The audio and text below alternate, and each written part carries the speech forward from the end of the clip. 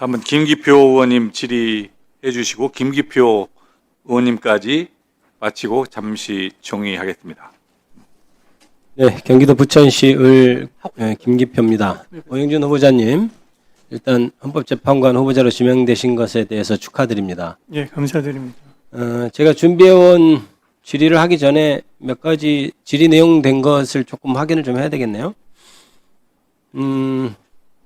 직위원 재판부라고 하는 곳에서 구속 취소 네. 결정에 대해서 중요한 결정을 할 때는 원칙에 따라야 한다 이렇게 아까 말씀하셨죠? 예, 그렇게 말씀드렸습니다. 그것은 원칙에 따른 결정입니까? 기본적으로 우리가 취하는 입장과는 좀 다른 입장을 취한 것으로 알고 원칙에 있습니다. 따르지 않았다는 의미의 답변을 해석해도 되겠습니까?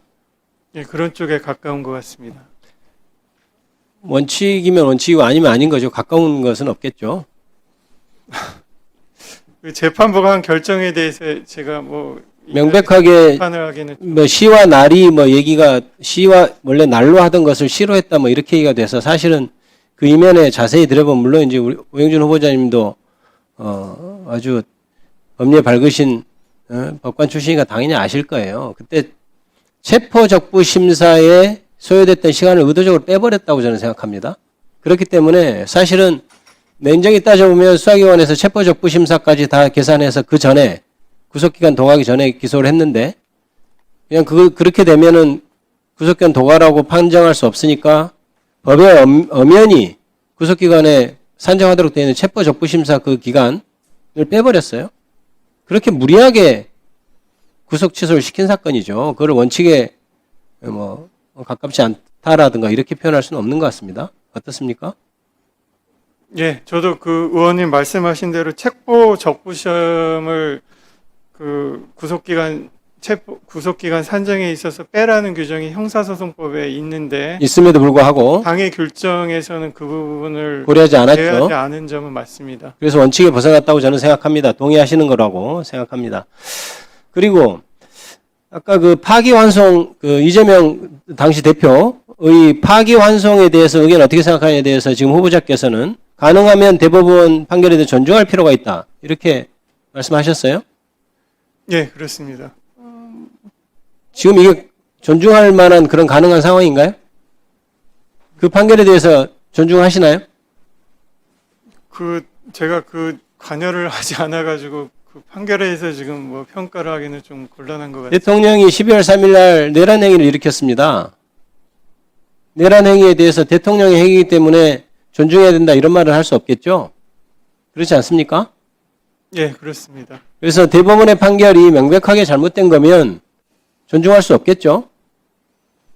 예, 근데 그 부분은 아직 사건이 계속 진행 중이어서 제가 그 부분에 대해서 좀 평가하기는 좀 곤란한 것 같습니다. 예. 그리고 아까 동료 의원 질의에 대해서 파기환송하는 경우에는 기록을 좀 볼 필요 있다 이렇게 후보자께서 말씀하셨어요. 동료 의원은 기록 안 보는 게 당연한 것 아니냐는 전제로 물어보셔서 저는 마음속으로 참 당황했습니다. 그렇게 질문해도 되는 것인가? 이런 생각을 했어요. 당연히 재판을 하면 기록을 보는 것이 원칙이고 대법원이 아무리 바빠도 헌법재판소가 아무리 바빠도 기록을 봐야 하는데 못 봤다 미안하다 이렇게 얘기하는 게 맞을 건데 당연히 기록을 못 보는 게 당연하지 않느냐라고 저는 질의하는 것은 부적절하다고 생각했습니다만은 동료 의원 질의라 제가 굳이 중간에 끼어들지는 않았습니다. 그런데 후보자께서 당연히 파기환송을 하는 경우에는 더더욱 기록을 봐야 된다 이렇게 말씀하셨잖아요. 예. 아까 그렇게 답변하셨습니다. 제가 적어놨어요. 예, 파기환송할 때는 좀 신중하게 전체적으로 이 결론을 뒤집는 거라서 좀 기록을 봐야죠. 볼 당연히. 필요가 있는 것 같습니다. 의견을 내려면 대법관 한 명으로서 특히 전원합의체에서 의견을 내려면 적어도 기록을 중요한 부분은 조금 봐야 되는 것 아닌가요? 예, 제가 뭐 그 사건에 관해서는 지금 뭐라고 말씀드리긴 좀 곤란한 입장인 것 같습니다. 그 대법원 파기환송심을 보면 4월 21일 날 이재명 전 대표가 대법원에 답변서를 제출하니까 4월 22일 날 바로 소부에 배당했다가 당일 오후에 대법원장이 전원합의체 회부를 했고 첫 합의기를 바로 그날 진행해버렸거든요. 그 다음날. 그 다음에 4월 24일 날 대법원 전원합의체에서 이틀 후에 두 번째 합의기를 진행하고 그 다음에 29일에 우리 5월 1일에 선고하겠습니다라고 선고기를 지정했고요. 그래서 5월 1일 날 파기환송 해버렸습니다. 이전에도 이렇게 신속하게 한 적 있습니까? 제가 연구관 활동안에는 없었죠. 예, 전원합의 사건은 그런 적이 없는 없었죠. 예. 그러면 그거 그렇게 파기환송이 되는 거 보고 후보자는 그때 어떤 생각이 드시던가요? 떠들썩한 사건이었습니다. 거기에 대해서 본인의 느낌이 없을 수는 없을 것 같은데요. 네, 좀 이례적이라고는 생각을 했었습니다. 그리고 바로 5월 다음 날 대법원이 서울고법에 기록 송부하고 배당해버리고 그 다음에 송달까지 합니다. 변론기일. 그래서 집행관 송달 촉탁으로 아주 이례적인 송달 촉탁 됐어요. 그것도 그전에는 없었던 일이죠. 그 부분 송달 부분까지는 제가 실제로 어떻게 했는지는 지금 경험이 없어가지고 말씀드리기는 어려운 것 같습니다. 제가 이게 지금 시간이 좀 돼서 나중에 보충 질의할 때 더 질의를 하더라도 이어가겠습니다. 중간에 좀 끊길 수는 있겠는데요.